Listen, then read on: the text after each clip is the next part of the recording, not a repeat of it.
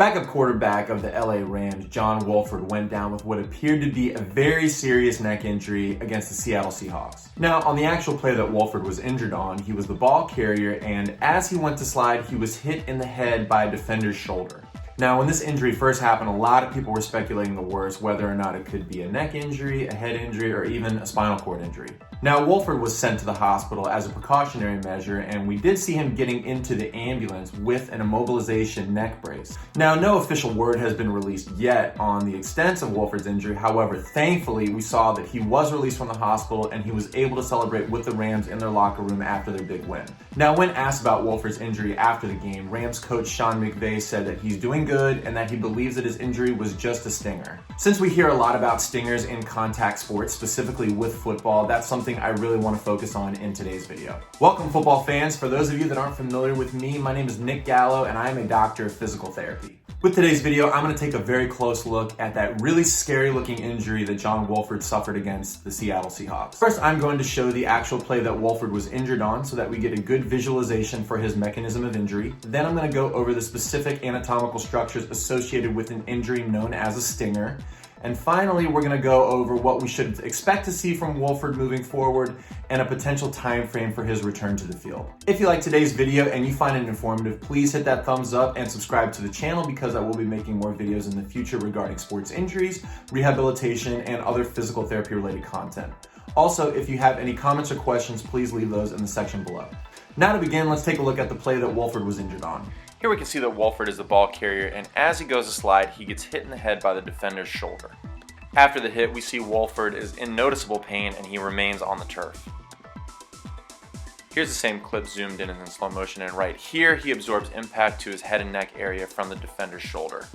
Here's the same clip at a different angle, and we can see as he gets hit, it's compressing the neck and also bending it slightly sideways.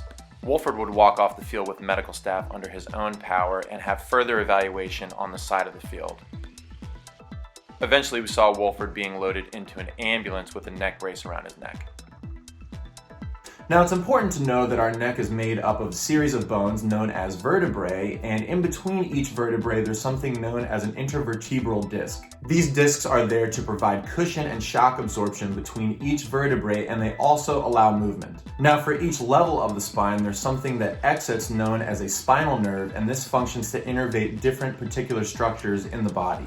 Now, these spinal nerves exit the spine and they form a bundle known as the brachial plexus, which are formed at the root of the neck. And so the brachial plexus, its predominant function is to innervate all the structures in the upper extremity going all the way down to the hand. Now, the injury commonly referred to as a stinger affects the brachial plexus because as a person hits or gets hit, this causes either excessive stretching or excessive compression of the brachial plexus. Now, it's called a stinger because when this happens, this is going to cause a stinging or burning sensation at the neck, and it can go all the way down the arm. So in Wolford's case, when he was hit, we saw his neck move slightly, but he was getting a lot of compression into the neck. So most likely when this happened, this was pinching those structures in the brachial plexus. This type of injury can also lead to very severe pain and weakness in the arm, and in some extreme cases make it impossible for somebody to lift their arm up. Now, these symptoms, if they're severe enough, can be very alarming. So this is why I believe that as soon as this injury happened, we saw him get evaluated on the side and they sent him